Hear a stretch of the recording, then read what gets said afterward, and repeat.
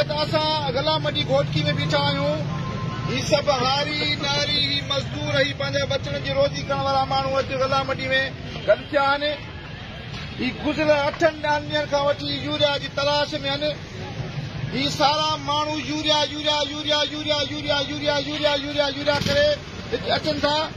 सुबुह जो 6 बजे गला मंडी खुले ही सभु अची हिते पहुची करे यूरिया जी तलाश में अचनि था।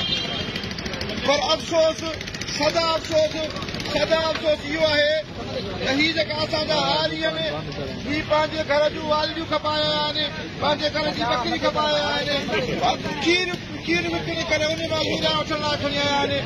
अॼु उन्हनि जो फ़सुलु सुके थो पियो।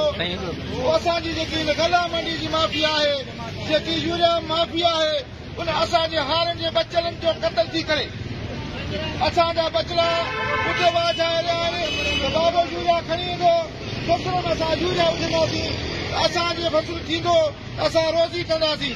ही पंहिंजो बचड़नि जी वालियूं बि खपाया, बकरियूं बि खपाया, खीर बि खपाया, घर जा 4 दाणा जेका उहे बि खपाए खणी आया। पर हिते माफ़िया जेकी असां वटि हिन गला मंडी जे मथां मुसलत कई वई आहे, उन माफ़िया राति अंधेरे में जेकी कोटा घोटकी ते अचे थी उहो वेकिरो था कनि। ऐं 2600 रुपया में जेकॾहिं तव्हांखे यूरिया खपे त अॼु तव्हांखे 1000 रुपया खपे मिली वेंदी।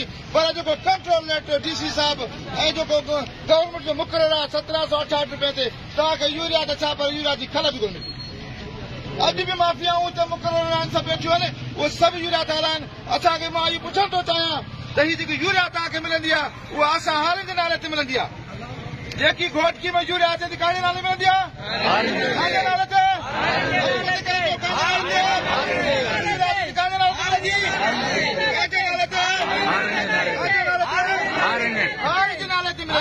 उहा यूरिया बि कंहिंजे नाले मिलंदी आहे? हारियुनि जे नाले ते मिलंदी आहे। पर उहा हारी जो हक़ बचनि जो केरु थो खाए? डीलर थो खाए।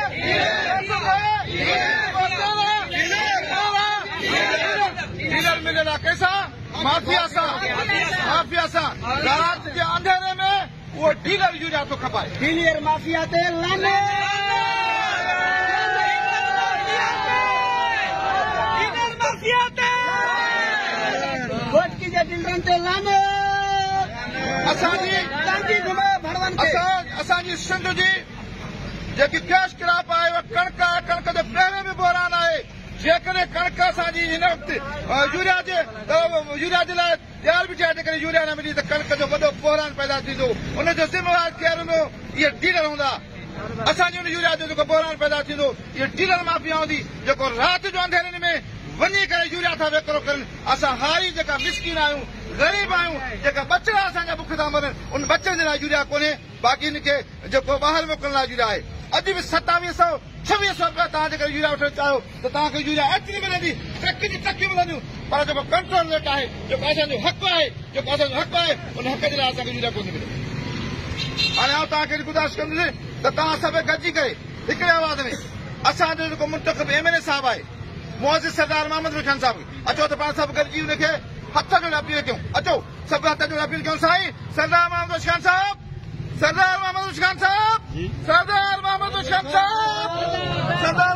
साहिब, हिन असांखे तोखे वोट ॾिनो हो, बचड़ा वठी करे, नंग वठी करे, ही पंहिंजो नंग वठी आया, बचड़ा वठी आया, तोखे वोट ॾिनो, अव्हांखे वोट ॾेई आला ऐवान में पहुचाए अव्हांखे मुअज़्ज़िज़ बणायो अथनि। अॼु जा बचड़ा वाझा रहिया आहिनि त यूरिया कोन थी मिले।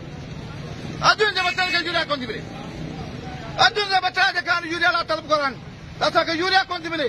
असां सरदार मोहम्मद साहिब, असां तोखे ही घोटकी वासी, ही हारी, ही नारी, ही मज़दूर, ही मिसकीन, ही सिंधवासी, ही राति जो नंढी लताइण वारा हथ जोड़े तव्हांखे अपील था कनि त महिरबानी करे हिकिड़ो चक्कर गला मंडी में लॻायो, हिकिड़ो चक्कर अचो था गला मंडी में लॻायो। असां तव्हांखे हिकु करे ॿुधाईंदासीं त असांजे बचनि जो खाइण वारो ही माफ़िया आहे। उन माफ़िया ते कंट्रोल कयो त असांजा बचड़ा बुख न मरनि। अलाह तव्हांखे वधायो आहे। असां तव्हांखे वरी बि अपील था कयूं त महिरबानी करे हिकु दफ़ो मंडी अचो त तव्हांखे असां ॿुधायूं त ही माफ़िया आहे, ही मुलविज़ आहिनि जेका असांजे बचनि जो खाइनि था। हीअ सिंध, हीअ पाकिस्तान जी